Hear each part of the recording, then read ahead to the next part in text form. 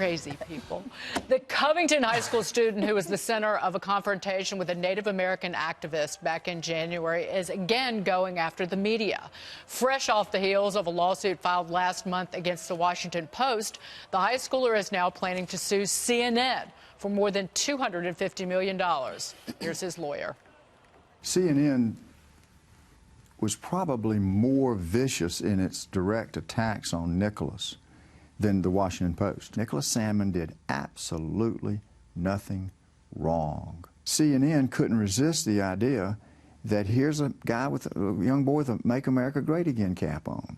So they go after him. They're out there right away going after this young boy, and they maintain it for at least 2 days.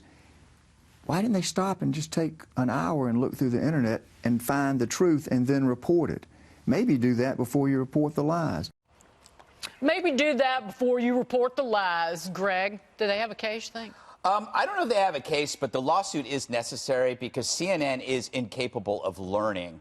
They repeat the same mistakes, which are these divisive efforts to cancel people out. If I were at CNN, if I was Jeff Zucker, I'd sit everybody down and go, do you want to be part of this new trend of, like, basically publicly blacklisting people, ruining their lives? Because if no one had put the brakes on this, that kid's life would have been ruined, and anybody who happened to be a Trump supporter would be next. I mean, consider how this would have turned out if there wasn't other video. CNN never would have taken a breath. They moved on from Covington to Smollett, you know, and they even if you go back a few years, their anti-police narrative, they could have learned from that, but they didn't. You know, and so this banishment craze that they're on, and what they could have done to this kid, even if the lawsuit is, you know, without merit or whatever, maybe it will cause them to sit down and think about it. Just think about, do you want to be part of this mob, of this new trend, or do you want to actually sit back and think about what you're doing? Because it's going to happen to you.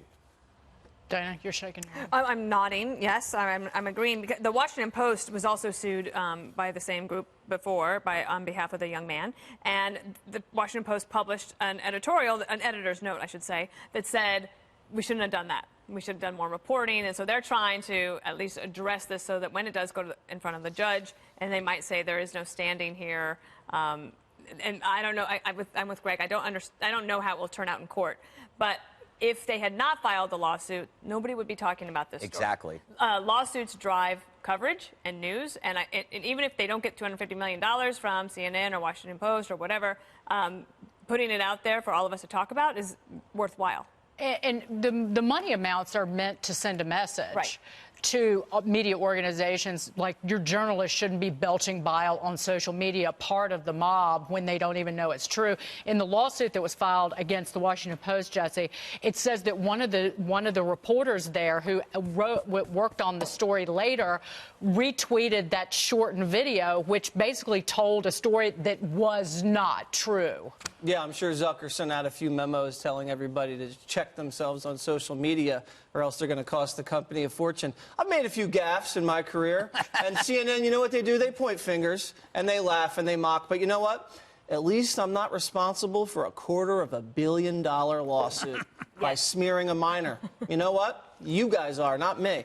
Also, CNN's pretty cocky. They're in third place. I think half the country thinks they're fake news, and now they're facing a multi-million-dollar lawsuit. So what they've done now, and to Greg's point, which I think is a great one, they now don't necessarily target popular people, famous people, talented politicians. They go after the little guy. Remember the woman that got the Russian bot or whatever, and she answered it, and they cornered her? They go after anonymous people. They unmask random people. Remember the guy that did the funny video on YouTube of the body slam? They put out his personal information. They go after minors. That's who they're really going after, and that's bullying. And they always call out the bullies. They're the bullies. Are the people over there, Juan, so irretrievably stupid that they don't know to take a breath? If you're going to go after a teenager, high school junior, not a public figure, but a private figure with something, if you don't know the whole story, you're just going to lambaste this kid and try and destroy his life. Don't they have one breath of a revelation that they shouldn't do that? I just think this is a meritless lawsuit, and I think this kid's being used by the right. And I don't know who this lawyer is, but it sounds to me like there's a gravy train now, Washington Post, CNN.